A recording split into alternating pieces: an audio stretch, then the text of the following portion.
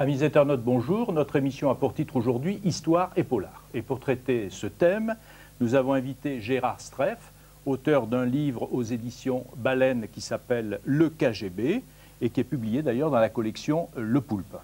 Alors, je voudrais d'abord poser une question avant de m'adresser à l'auteur, poser une question à Claude Pentier. Claude Pentier, je voudrais savoir pourquoi vous avez lu ce livre. Est-ce que c'est parce que le titre évoque un service de renseignement bien connu, même s'il n'existe plus? Est-ce que c'est parce que l'héroïne est une historienne archiviste? On ne dira pas la fin, hein, puisque c'est un roman policier, il faut maintenir le suspense. Ou est-ce que c'est parce que vous avez trouvé dans ce livre matière pour l'historien? Oui, matière à réflexion pour l'historien, puisque les historiens utilisent de plus en plus les polars, en ont une lecture, les polars les plus anciens, mais non seulement ça leur sert pour voir quelle est l'image des ouvriers, l'image de Paris, l'image des femmes, l'image du militantisme dans le roman policier de telle ou telle époque, mais maintenant on voit des historiens se mettre eux aussi à écrire des polars. Et voilà pourquoi je me suis intéressé, sans être un grand connaisseur de la littérature policière, j'en lis un de temps en temps, mais il y a plusieurs choses qui m'ont intrigué.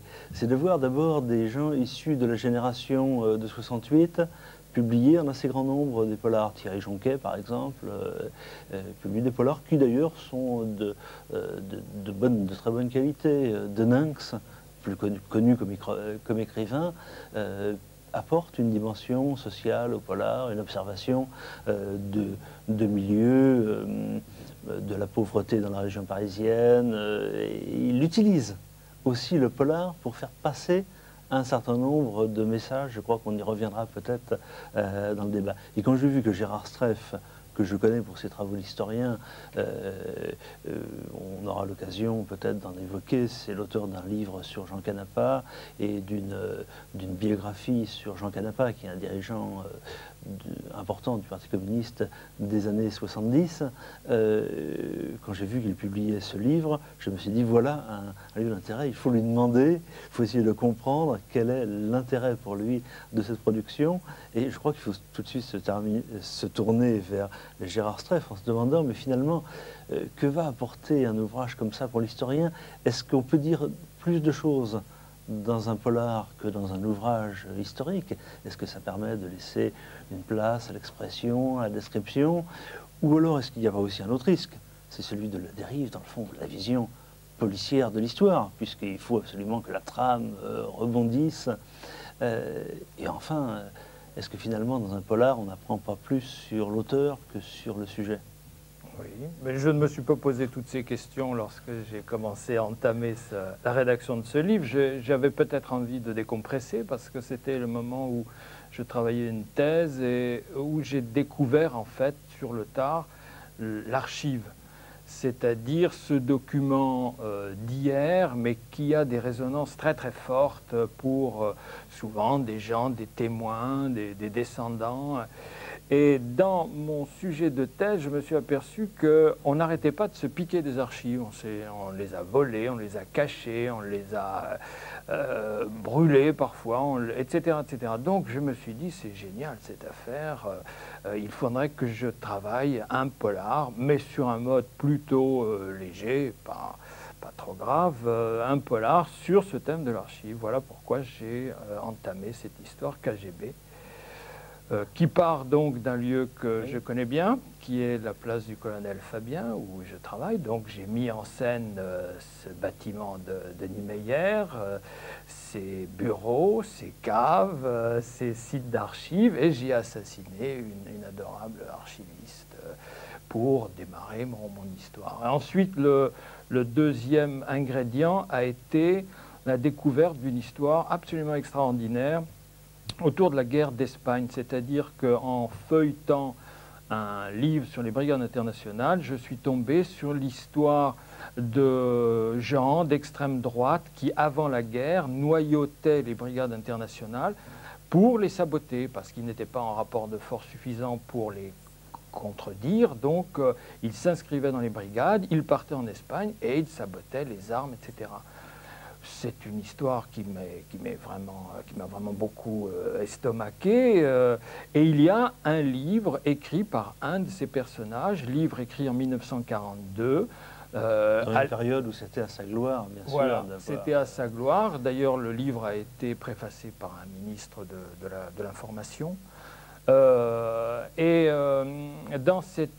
ce livre, il pense naturellement qu'ils sont au pouvoir pour 1000 ans, donc il donne les faits, et j'ai trouvé cette histoire absolument vraisemblable. D'autant que l'homme, à la libération, a été tué par les résistants.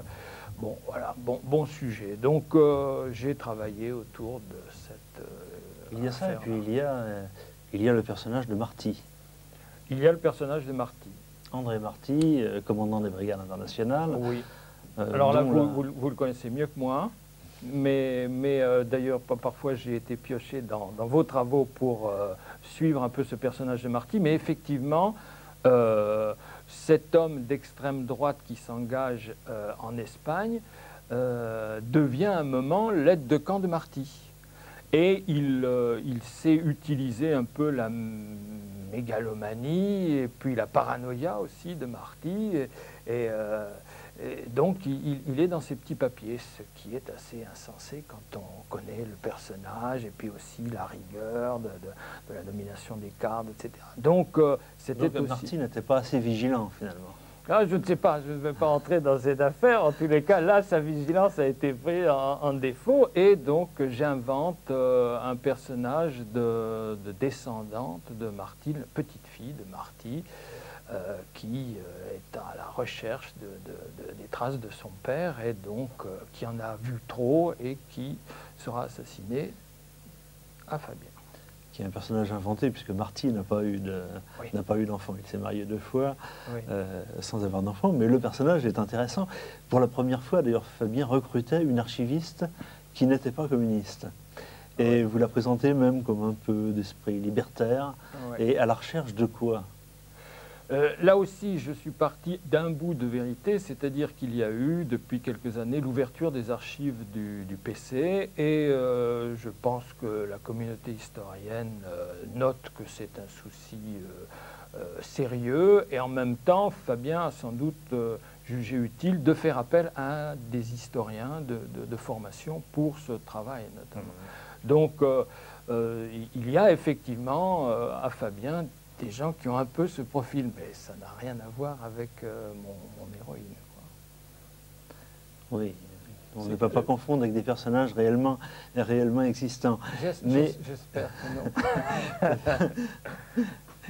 Et alors, comment vous cherchez, j'ai l'impression, à savoir, parce que, bon, là, il y a des pseudos, il y a des noms, Marty, c'est un personnage. Il s'appelle Marxy, alors on le reconnaît. Voilà.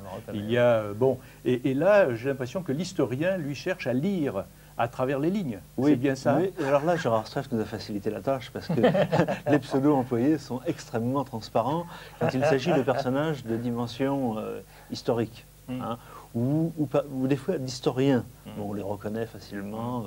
On cite même M. Claude Pentier. Oui, mais alors il est cité sous le vrai nom, alors que ceux qui sont un petit peu acteurs, puisque là c'est juste une référence, il y a un nom qui apparaît comme ça, mais justement, d'ailleurs, la description du point de vue de Rémi Skoutelski ou du mien sur Marty est bien vue, mais on voit apparaître Nolitov, qui est Serge Volikov, incontestablement, mais un personnage tout à fait secondaire. Tout à fait secondaire, donc il n'y a pas de... Bon, il y a un certain nombre de personnages qu'on reconnaît comme ça assez facilement, et d'autres qui sont des personnages de composition. Par exemple, qui pourrait être un nom proche de Le Prince. Voilà. J'hésite un peu sur Le Prince. Ah bon? Oui. Dites-moi, à qui vous pensiez? C'est vraiment pas difficile. C'est un jeu, oui. on appelle aux internautes qui auraient l'idée. Alors, je conseille aux internautes de lire le KGB. Allez, là, je crois. Et de répondre ceux qui auraient Donnez-nous la solution. Disons Roland Le Prince. Ah oui. Voilà. Oui. Ah, la biographie est dans le dictionnaire Métron. Bien sûr, oui. Il faut trouver la biographie dans le dictionnaire. Non, la biographie de Roland Leroy n'est pas dans le dictionnaire Métron. Bien, ben alors je crois qu'effectivement, il y a plein de références à des lieux, parce que ce sont des lieux existants, Mais en même temps, il y a une transposition de l'écrivain, de l'imaginaire. Là, vous êtes totalement libre. Oui. dans le Et puis il y a des polar. personnages, Oui, il y a des oui. personnages imaginés, crois- celui de l'historien principal Oui, est tout à fait imaginé. oui, complètement. Il ne correspond à rien. Complètement, oui, oui. C'est-à-dire il y a quelques clins d'œil que certains peuvent ou veulent traduire, mais c'est un livre, je pense, qui passe parce qu'il n'est pas abscon. Il n'y a pas de code, il n'y a pas de... Je me suis amusé et je suis content de voir qu'en règle générale, les lecteurs disent qu'ils se sont amusés en le lisant, ce qui est pas mal pour un livre en général et pour un polar en particulier. Oui, la salle des cadeaux particulièrement. Dites-nous un peu cette salle des cadeaux, donc au siège du PCF, qu'est-ce que ça représente? Ben, c'est une manière de régler des comptes avec une histoire parfois un peu lourde et notamment avec certains héritages autour de Thorez, le culte de la personnalité, etc. Il y a effectivement des lieux qui concentrent toutes ces choses qui ont été au fil des années données, que ce soit de la part des pays de l'Est, que ce soit dans les pays du tiers-monde. Donc ce parti, je pense, comme n'importe quelle institution, a hérité au fil du temps de ces choses. Aujourd'hui, elles prennent un caractère, pour certains attachant, pour d'autres complètement ridicule, pour d'autres encore désuet. Et ça donne cet ensemble que j'essaie de ramasser dans une seule pièce, à la fois l'Est, Gagarine, Staline et compagnie, l'Ouest, Thorez, le culte de Maurice, les pays du tiers-monde, etc. Voilà, je pense qu'on a là une sorte de raccourci, de résumé de l'histoire du mouvement communiste international à travers les cadeaux. Je trouvais que c'était une idée. Mais alors vous traitez carrément ce lieu de cimetière des utopies, c'est pas un peu fort?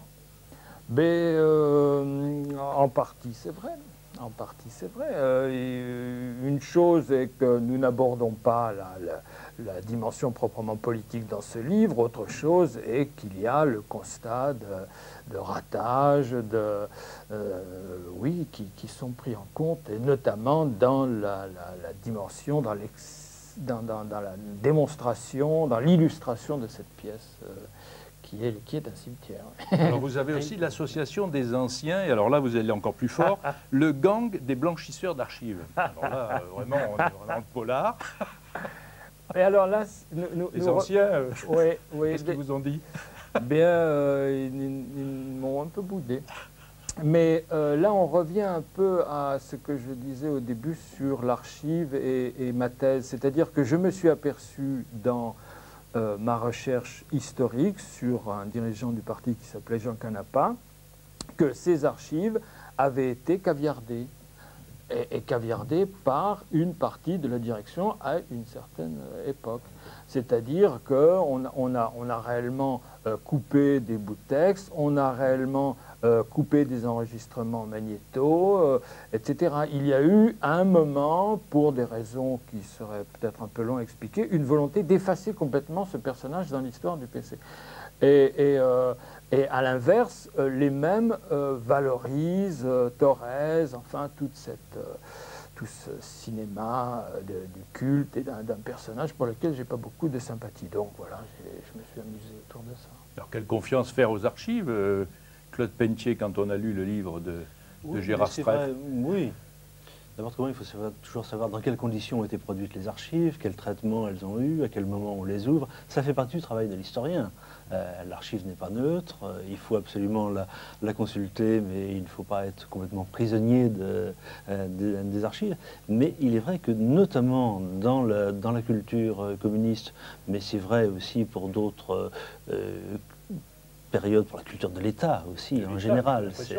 C'est extrêmement important. L'archive est un enjeu Et on voit pour la guerre d'Algérie comment la question des archives vient rythmer.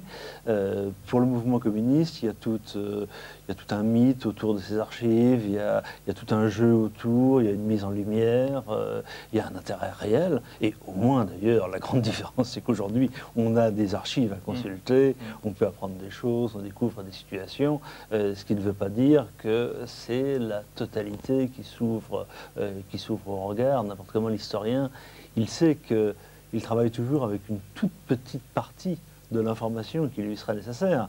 Et pour le reste, il faut qu'il soit amené à reconstituer. Donc il n'attend pas d'ailleurs d'avoir les archives sur tout pour évoquer un sujet, sinon il se paralyserait. Donc il est certain que dans ce polar, vous nous donnez un certain nombre d'indications que vous pourriez difficilement, parce que c'est le ton et littéraire, amusé, etc. Donc il y a un certain nombre d'informations qui passent, qui sont difficiles à retransmettre autrement. Mais en même temps, vous nous mettez aussi un petit peu sur des fausses pistes, parce qu'il faut donner des ingrédients. Donc alors il faut mettre un peu de sadomasochisme, un peu d'amour, etc., qui n'est pas forcément le pain quotidien de la place du colonel Fabien. C'est juste, on peut dire ça. Mais avant de... Je ne sais pas comment répondre à cette question d'ailleurs, mais avant d'y venir, je voudrais dire que sur cette question des archives, l'historien doit être en permanence sur ses gardes, et il l'est, je ne sais pas comment M. Pentier le pense de son côté, mais s'il est un peu parano et qu'il se méfie systématiquement de ce qu'on lui montre, c'est pas plus mal, parce que oui, on peut nous manipuler avec des archives, on peut nous manipuler. Moi, j'ai vu également dans le cadre de ma thèse que des gens possèdent des archives, des gens dont j'ignore l'identité, possèdent des archives et de temps en temps m'en envoyaient par la poste. Alors, pourquoi ils m'en envoyaient, qui étaient ces expéditeurs, qu'est-ce qu'ils voulaient. Donc, c'est extraordinaire, parce que c'est quasiment du polar dans une recherche historique aujourd'hui. Autre exemple, ce livre sur ce dirigeant d'extrême droite qui est en Espagne, il reste un exemplaire unique à la bibliothèque Mitterrand, mais dans un état très pitoyable. Enfin, il ne faut pas trop le secouer, sinon il part il s'en va, quoi. Et un jour, je retourne à la bibliothèque, on me dit le livre a disparu. Oh, génial! Un auteur de roman policier qui écrit une histoire sur un facho d'avant la guerre, et tout d'un coup on lui dit le livre a disparu, il n'y a pas de problème. Il y avait un autre facho dans la salle qui m'a vu lire ce livre et qui a fait disparaître. En fait, non, ce livre était en si piteux état qu'ils l'ont fait monter un service de révision, rénovation. Enfin, il y a toute une technique particulière pour rénover ces vieux papiers. Mais il avait disparu des écrans et la bibliothèque ne savait plus où il était. Pendant 24 heures, j'étais persuadé que je vivais moi-même un roman policier tout en l'écrivant. Et finalement, ils l'ont découvert, ils m'ont fait signe, etc. Voilà, sur le sadomaso, effectivement, c'est une partie assez importante du roman. Le sexe en général vient beaucoup, mais moins comment dirais-je, alors ça n'a rigoureusement rien à voir avec Fabien, nous sommes bien clairs là-dessus, encore que je signale un roman que j'ai lu il y a une vingtaine d'années, dont je me souviens à peine le titre, et où dans un Paris de l'après-catastrophe nucléaire, il ne subsistait plus que la place du colonel Fabien qui avait été transformée en bordel, quoi. Voilà, par l'armée occupante. Et il y avait là des propositions de... Parce que le dôme ressemble à un téton et oui, que ça paraissait... Voilà, le dôme était devenu un téton géant. Comme un bon symbole sexuel. Bon, mais ceci dit, cet exemple... Mais dites-moi, on vit quand même une drôle de période. Il y a 20 ans, un permanent du Parti communiste qui aura écrit, mais peut-être même simplement il y a 15 ans ou 10 ans, qui aura écrit un polar comme ça sous son vrai nom, parce que vous auriez pu l'écrire sous un pseudonyme, sous un vrai nom, aurait eu du mal quand même à exercer durablement sa fonction, alors qu'aujourd'hui tout le monde vous accueille avec sympathie dans les lieux que vous décrivez, tout le monde prend ça comme une aimable plaisanteries littéraires et se préoccupe de savoir si le livre marche bien? Les gens ouverts, oui. Les gens fermés, non. Par exemple, je n'ai rien eu dans l'Humanité. Je n'ai pas eu droit, dans la presse communiste, à la moindre remarque. Mais bon, ça ne me dérange pas trop. Ceci dit, c'est vrai que je me suis posé la question, faut-il signer? Après tout, c'est si proche de ma propre activité, mon propre lieu de travail. Et puis, j'ai choisi de signer, étant entendu que je sais quand même faire la part des choses entre un travail politique et un travail citoyen et un travail romancier. Voilà. Et ça passe, c'est vrai. Mais c'est aussi un signe de la période. Le poulpe peut rentrer dans le bâtiment. Oui. Et donc, jadis, la forteresse qu'était Fabien peut donc être visitée par un faux plombier qui prend un verre et qui discute avec les archivistes et qui les entend commenter l'histoire d'André Marty. En tous les cas, personne à Fabien m'a dit que techniquement c'était impossible. Mais ceci étant, oui, voilà, j'ai invité le poulpe à Fabien. Donc Fabien n'est plus une citadelle assiégée. Non, Fabien s'ouvre. Fabien s'ouvre. Je ne sais pas si j'ai contribué à son ouverture, mais bon. Oui, je crois que vous y avez quand même contribué, et vous êtes plusieurs maintenant justement aussi bien par le livre. Donc on rappelle le titre du livre, hein, le KGB de Gérard Streff, publié dans la collection Le Poulpe, mais aussi aux éditions Baleine. Alors les éditions Baleine nous ont envoyé... On pourrait peut-être signaler oui. que Gérard Streff a l'intention de lancer une collection dans le même cadre. Et peut-être que vous pourriez nous la présenter, cette collection. Oui, voilà, dans le prolongement du KGB, l'éditeur m'a proposé de lancer une série sur le thème roman policier, recherche d'archives. Donc nous créons à la Baleine Seuil, en octobre, je crée une série qui s'appellera Polarchive, où il y aura ces ingrédients, l'archive, le sexe, l'aventure. Et cette fois, l'héroïne ne sera plus le poulpe, mais l'héros sera une héroïne, une jeune étudiante thésarde qui est parisienne, etc. Je ferai sans doute le premier numéro, mais je fais un appel également à vos web téléspectateurs. Si la plume les démange, s'ils ont envie, pourquoi pas, ils peuvent se manifester. Donc se manifester auprès de Gérard Streff, l'adresse... La Baleine. La Baleine. Alors justement, il y a d'autres ouvrages aussi prévus dans La Baleine. Je relève quelques titres là. Jean Marbeuf, Je bande à Bonneau. Je relève encore Patrick Arduise, Psychose. Bon, dans les titres, on cherche chaque fois comme ça quelque chose qui attire, un jeu de mots. C'est le propre de la collection, hein, je crois. Et puis, il faut dire aussi qu'il y a des bières littéraires. C'est un café littéraire des éditions La Baleine. Le dernier lundi de chaque mois. Alors là, on peut donner une adresse.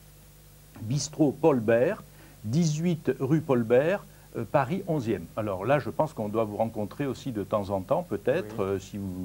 C'est peut-être que là, que les auteurs, les futurs auteurs pourraient se manifester pour vous passer des manuscrits. Alors là, la collection Le Poulpe, elle est dirigée par Jean-Bernard Pouy, que beaucoup de lecteurs de polar connaissent. Et puis, bientôt, donc, votre nouvelle collection qui s'appellera, rappelez-nous le nom. Polarchive. Polarchive. Polarchive. Ah ben voilà, encore un mot intéressant. Alors, je voudrais aussi signaler la parution du 10e cahier lusophone qui s'appelle Latitude. Alors, ce cahier est une revue culturelle, artistique, sociale de la communauté lusophone qui vit en France. Il y a eu plusieurs numéros parus, il en paraît 3 par an. Et il y a eu des thèmes tels que l'immigration portugaise en France, dans le numéro 5, la révolution des œillets 25 ans après, dans le numéro 6, et dans ce numéro, un numéro très intéressant sur la citoyenneté. Alors j'espère que nous aurons à traiter bientôt du thème de l'immigration, et notamment de l'immigration portugaise, qui se manifeste de plus en plus aujourd'hui dans des études artistiques. La révolution des œillets serait un très beau cadre pour un polar de la collection. Voilà. Donc, je crois qu'il nous reste maintenant à annoncer la prochaine émission. Alors, la prochaine émission aura pour titre « La juste et le coiffeur juif ». à l'occasion de la sortie du livre « Journal d'un coiffeur juif », caché dans une chambre de bonne de la rue des Écoles à Paris de 1942 à 1944. Et maintenant, merci à Gérard Streff d'avoir répondu à notre invitation. Je rappelle le titre de son livre « Le KGB ». Merci à Claude Pentier, merci Noémie, merci Franck. On va signaler peut-être. Ciao, ciao les internautes.